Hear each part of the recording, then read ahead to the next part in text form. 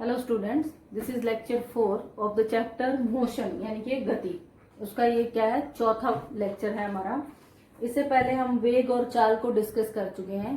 तो आज हम जिस फिजिकल क्वांटिटी को यानी कि जिस भौतिक राशि को हम डिस्कस करेंगे वो क्या होगी, त्वरण।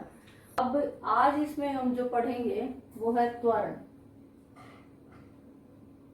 त्वरण क्या होता है? त्वरण है वेग में परिवर्तन की दर। वेग में परिवर्तन की दर को त्वरण कहते हैं।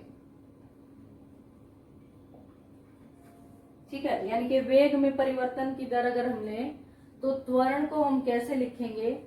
त्वरण बराबर है अंतिम वेग, यानी कि कोई गाड़ी है, मान लो वो स्टार्ट होती है, ठीक है, तो वो किसी वेग से चलेगी। हम खुद ही देखते हैं, मान लो कार को हम स्टार्ट करते हैं, ठीक है, तो पहले स्लो होती है, फिर उसके बाद हम क्या करते हैं, स्पीड को इंक्रीज कर देते हैं। ठीक है, इंक्रीज कर देते हैं यानी कि बढ़ जाता है, और फिर बढ़ते बढ़ते जो स्पीड है, अगर हम हाईवे पे हैं तो ज्यादा बढ़ जाती है, अगर हम मार्केट में हैं तो शायद डिक्रीज भी हो जाती है। तो ये डिपेंड करता है। तो अंतिम वेग मतलब जब हम किसी जगह पर पहुंचते हैं तो हम किस वेग से पहुंचते हैं, तो वो वेग माइनस प्रारंभिक वेग बटा समयांतराल। ठीक है, बटा समयांतराल। अब देखो, अंतिम वेग को हम लिखते हैं v से, और प्रारंभिक वेग को हम लिखते हैं u से, और समय अंतराल तो आप कोई भी मान सकते हो, मान लो t टाइम पे और t 0 टाइम पे। ठीक है, उन दोनों का यानी कि जहां से स्टार्ट होती है और जहां पहुंचती है उन दोनों का वो समय ले लिया हमने। अब इसी के हिसाब से हम कुछ एग्जांपल्स की हेल्प से इसको अच्छे से समझेंगे। मान लें कि एक कार है, वो एक बिंदु A से 10 मीटर प्रति सेकंड के वेग से time t equal to 0 second वहां से स्टार्ट होती है। गाड़ी स्टार्ट हुई और गाड़ी स्टार्ट होकर B पॉइंट पे पहुंच गई, यानी कि मार्केट, मान लो आप B पॉइंट क्या है, मार्केट है। आप अपने घर से निकले और मार्केट पहुंच गए, और जब मार्केट पहुंचे तो गाड़ी का वेग है 60 मीटर प्रति सेकंड। ठीक है, और समय कितना लिया वहां तक पहुंचने में? मान लें 10 सेकंड का समय लगा। कितना समय लगा? 10 सेकंड का समय लगा। तो हमें ये निकालना है कि जो त्वरण है वो कितना हुआ, त्वरण है वो कितना हुआ। अब सबसे पहले तो हम देख लेते हैं कि ये त्वरण जो है ना, इसको मापेंगे किसमें, इसकी इकाई क्या होगी, इकाई क्या होगी, क्योंकि हमें लिखनी तो पड़ेगी ना। त्वरण को जब हम लिखेंगे तो त्वरण की इकाई क्या होगी, वेग की इकाई क्या होती है, देखिए मीटर प्रति सेकंड, समय की इकाई क्या होती है, सेकंड। ठीक है, तो ये हो गया मीटर पर सेकंड बटा सेकंड, तो मीटर पर सेकंड गुणा 1 बटा सेकंड, सेकंड की पावर 1 और सेकंड की पावर 1। पावर को क्या जोड़ देते हैं, शक्ति, यानी कि इसको बोलते हैं जैसे x की आप अलजेब्रा में करते हो, x की 2, x की 3, तो इसको हम जोड़ सकते हैं, क्या बन जाएगा, x की 5। ठीक है, तो ये क्या हो गया हमारे पास, मीटर पर सेकंड स्क्वायर। ये हो गया मीटर पर सेकंड स्क्वायर, यानी कि त्वरण को किस में मापेंगे, मीटर पर सेकंड स्क्वायर में। अब निकाल के देख लेते हैं इस सिचुएशन में त्वरण क्या होगा। अब आप देखिए अंतिम वेग क्या है, जब कार रुकी तो उसका वेग कितना है, कितना है, 60।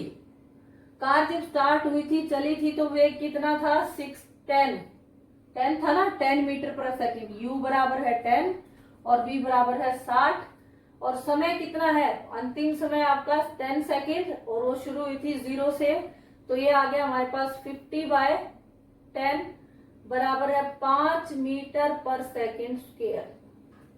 कितना आ गया, 5 मीटर पर सेकेंड स्क्वायर। तो एक्सेलरेशन आ गई 5 मीटर पर सेकेंड स्क्वायर। अब इसमें देखिए एक्सेलरेशन, एक्सेलरेशन यानी कि त्वरण, ये कैसा है, पॉजिटिव साइन है इसके आगे। कैसा साइन है, पॉजिटिव। तो ये एक्सेलरेशन कैसी है, धनात्मक। कैसा एक्सेलरेशन है ये, धनात्मक एक्सेलरेशन है। तो ये धनात्मक कैसे आया है, देखो धनात्मक क्यों आया, क्योंकि देखो v माइनस यू है फार्मूला आपके पास, ये v है और ये u है। तो v क्या है, देखो v बड़ा है u से, वी यू से बड़ा है। तो कंडीशन क्या होगी कि किसी भी वस्तु का अगर अंतिम वेग उसके प्रारंभिक वेग से ज्यादा होगा तो त्वरण कैसा होगा, धनात्मक होगा। फिर से देख लें इसको, अगर वस्तु का अंतिम वेग प्रारंभिक वेग से ज्यादा होगा तो त्वरण क्या होगा, धनात्मक होगा। ठीक है, तो एक टाइप आ गई हमारे पास त्वरण की, क्या आ गई, धनात्मक त्वरण। अब और भी देखते हैं।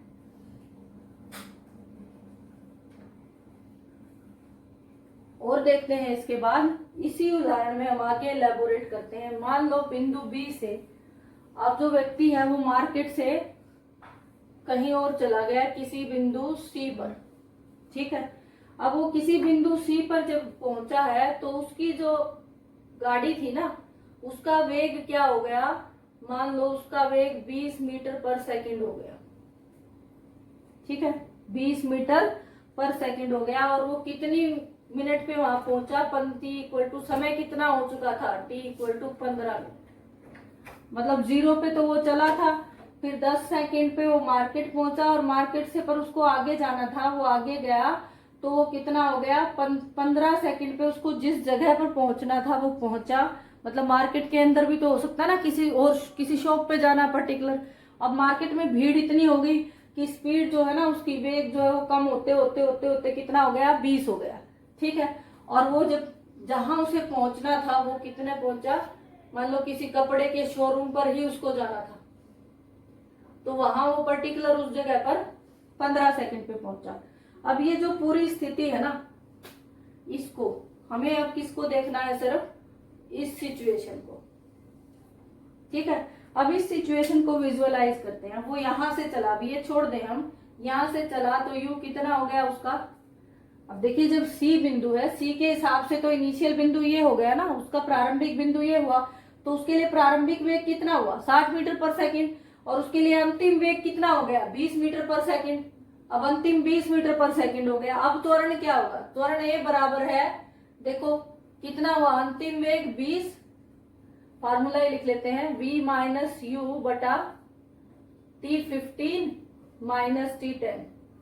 ठीक, तो v कितना हो गया हमारे पास 20, u कितना है 60, 20 माइनस 60 डिवाइड बाय 15 माइनस 10, तो ये आ गया माइनस 40 डिवाइड बाय 5, तो कितना आ गया 5 8 40, माइनस 8 मीटर पर सेकंड स्क्वायर। कितना आ गया, त्वरण ए बराबर है माइनस 8 मीटर पर सेकंड स्क्वायर। कैसी वैल्यू आई, नेगेटिव आई ना, तो इसको क्या कहेंगे, कैसा त्वरण आया, ऋणात्मक। कैसा आया, ऋणात्मक, यानी कि नेगेटिव एक्सेलरेशन। नेगेटिव एक्सेलरेशन कब हुई, देखो जब अंतिम वेग जो था वो प्रारंभिक से क्या है, अब कब ऋणात्मक त्वरण। अब ऋणात्मक क्यों आया, देखिए कार जो है जब चली थी तब उसका जो वेग था 60 मीटर पर सेकंड था, लेकिन भीड़ की वजह से क्या हुआ, वेग घटते घटते घटते घटते आपने आपको स्पीड क्या करनी पड़ी, उसकी कम करनी पड़ी बार बार, तो वो कितना हो गया 20 मीटर पर सेकंड हो गया।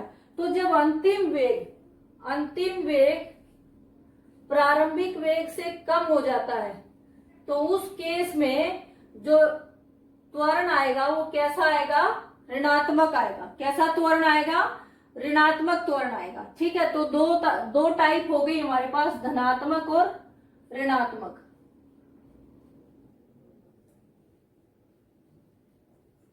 अब उसके बाद आता है कि त्वरण को, ये बहुत जरूरी है, क्वेश्चंस में हमसे पूछ लेते हैं। फिर आता है कि जो पहला एग्जांपल हमने देखा था वहीं से फिर से रिकैलकुलेट करते हैं। एक हम बोलते हैं एक समान त्वरण और एक हम बोलते हैं असमान त्वरण। एक समान त्वरण कब होगा और असमान त्वरण कब होगा। अब ये जो स्थिति है, जब हम ए से बी की बात करते हैं तो उस टाइम पे प्रारंभिक वेग 10 मीटर पर सेकेंड और अंतिम वेग v बराबर है 60 मीटर पर सेकेंड।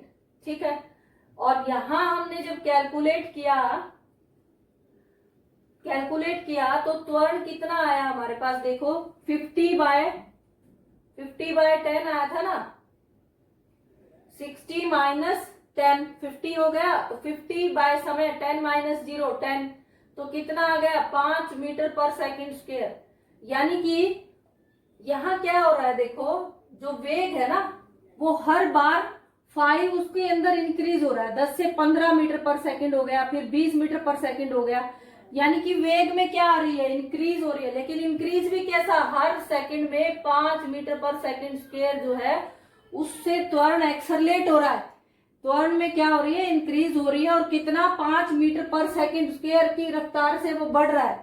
ठीक है, गाड़ी जो है यानी कि उसका वेग भी क्या हो रहा है, बढ़ रहा है, वेग भी बढ़ रहा है, तभी तो त्वरण बढ़ रहा है। त्वरण की वैल्यू 5 मीटर पर सेकंड आ रही है, लेकिन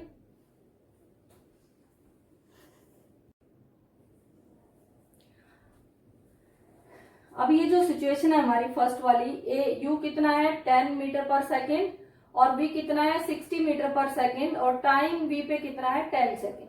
तो यहाँ पे जो त्वरण की वैल्यू आई है वो आई है 5 मीटर पर सेकेंड स्क्वायर। कैसे, 10 60 माइनस 10 50 बटे 10 माइनस 0 अभी निकाला था ना हमने पीछे 10, तो ये कितना आ गया 5 मीटर पर सेकेंड स्क्वायर। तो यानी कि इसका जो वेग है हर सेकंड में क्या हो रहा है, इंक्रीज हो रहा है। ठीक है, अब ये जो इंक्रीज हो रहा है ये भी कितना है, एक समान वेग से बढ़ रही है। जो वेग में इंक्रीज होगा ना वो भी एक समान है पर सेकंड में। पर सेकंड में कितना इंक्रीज होगा, अब ये देखो पर सेकंड में कितना इंक्रीज होगा, 5 का इंक्रीज होगा, तो 10 से 15 हो गया, 15 से 20 हो गया, 20 से 25 हो रहा है, ऐसे करते करते 60 मीटर पर सेकंड हो गया। लेकिन इंक्रीज एक समान है हर सेकंड में, तो इस त्वरण को हम क्या बोलते हैं, एक समान त्वरण।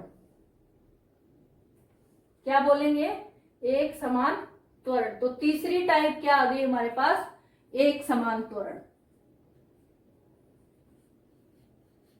फिर आता है असमान त्वरण। अब असमान त्वरण में ना ये पूरा केस है, जैसे इसको हम कंप्लीटली डिस्कस करते हैं कि पहले जो है ना, पहले तो था, पहले u था 10 मीटर पर सेकेंड, पहले वो क्या था, बढ़ रहा था, देखो अब b से c चला गया, फिर वो क्या हो गया, घट गया। तो जो a से c की कंप्लीट सिचुएशन है, a से c की जो कंप्लीटली सिचुएशन है, a से b तो क्या दिखाएगा, एक समान त्वरण को, लेकिन a से c क्या दिखा रहा है, असमान त्वरण को। ठीक है, तो तीसरा क्या हो गया, यानी कि पहले वो बढ़ा और फिर वो घट गया, तो क्या हो रहा है, असमान त्वरण। अब एक और चीज हो सकती है साथ में, ये तो टाइप्स होगी हमारे पास, त्वरण जीरो भी हो सकता है। कैसा हो सकता है, जीरो भी हो सकता है।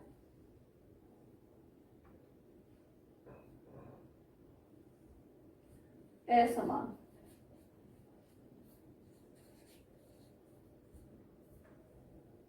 ठीक है।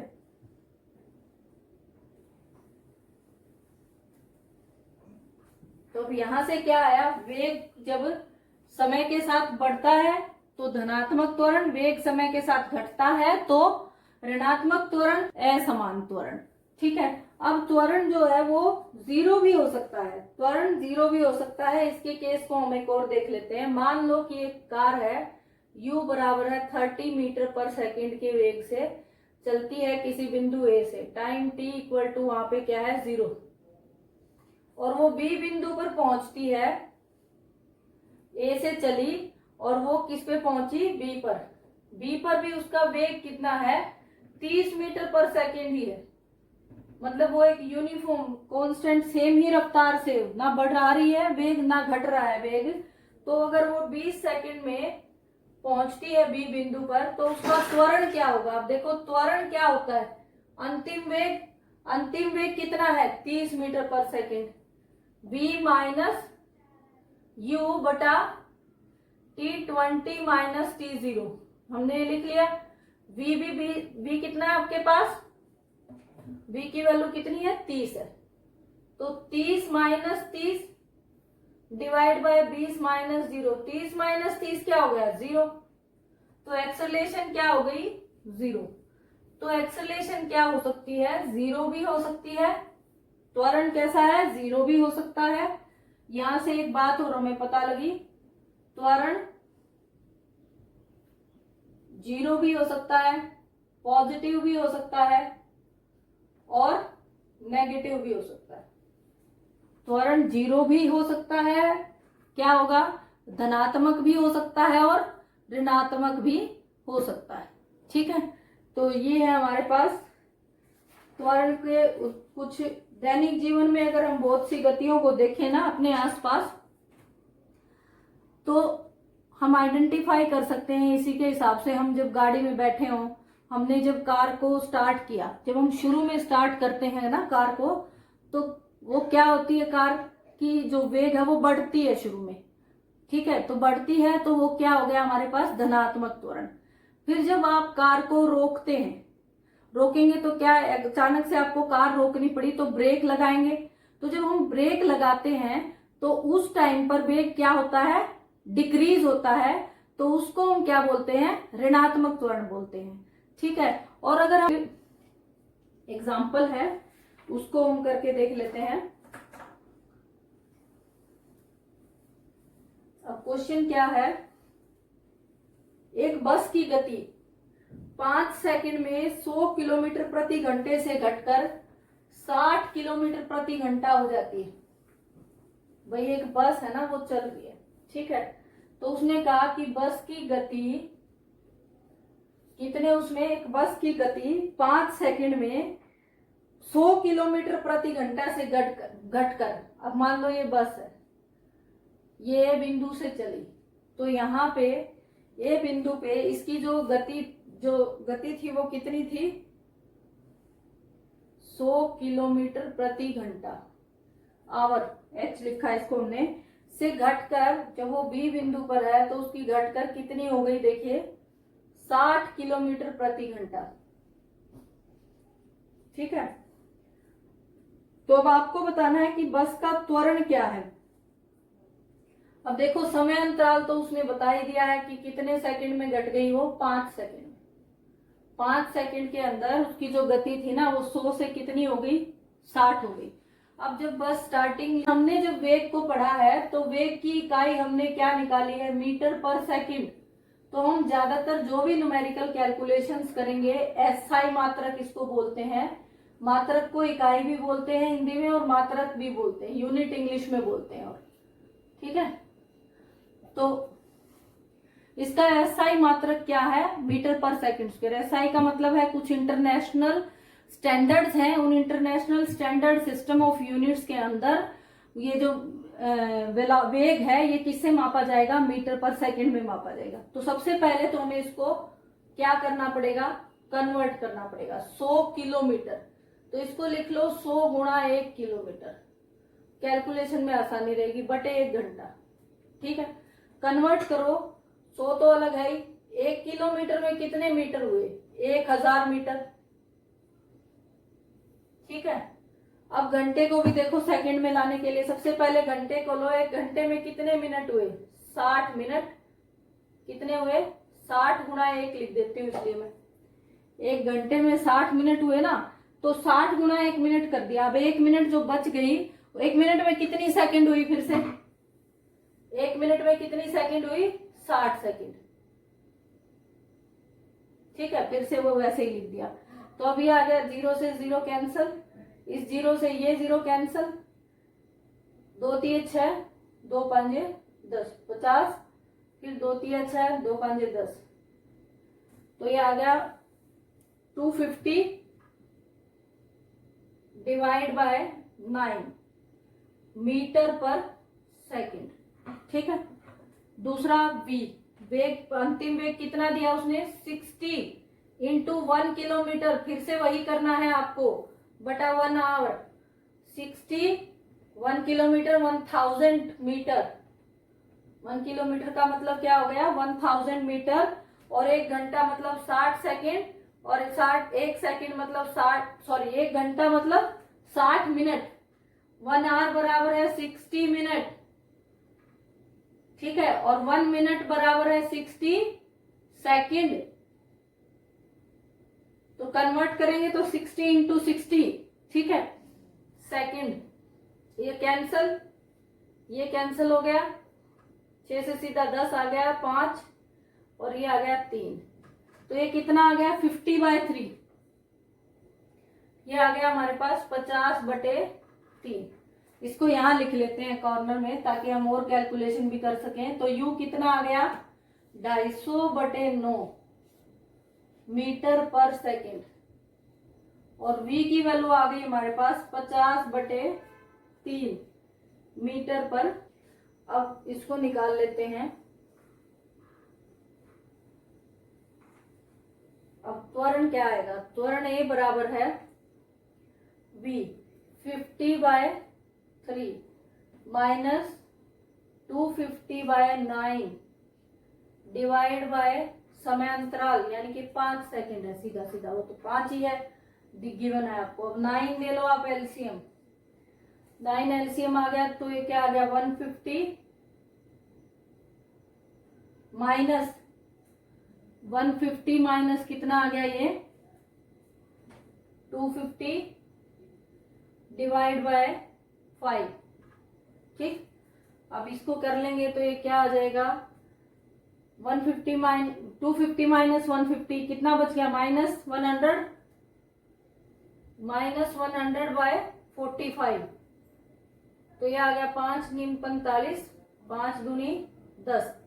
तो ये बच गया हमारे पास एक्सेलरेशन यानी कि त्वरण आ गया -20/9 मीटर पर सेकेंड स्क्वायर। कैसी वैल्यू आई है नेगेटिव, कैसा आया है ऋणात्मक। तो त्वरण कैसा है हमारा यहाँ पर ऋणात्मक, क्योंकि कार का जो वेग है वो 100 से घटकर कितना हो गया 60 हो गया। अंतिम वेग कम है और प्रारंभिक वेग ज्यादा है, और अगर ऐसा होता है तो त्वरण क्या होगा ऋणात्मक होगा। ठीक है, तो आगे हम और क्वेश्चंस की प्रैक्टिस करेंगे। पहले आप इसके बेसिक कंसेप्ट को थोड़ा माइंड में सेव कर लें, अच्छे से फॉर्मूलेज को याद कर लें।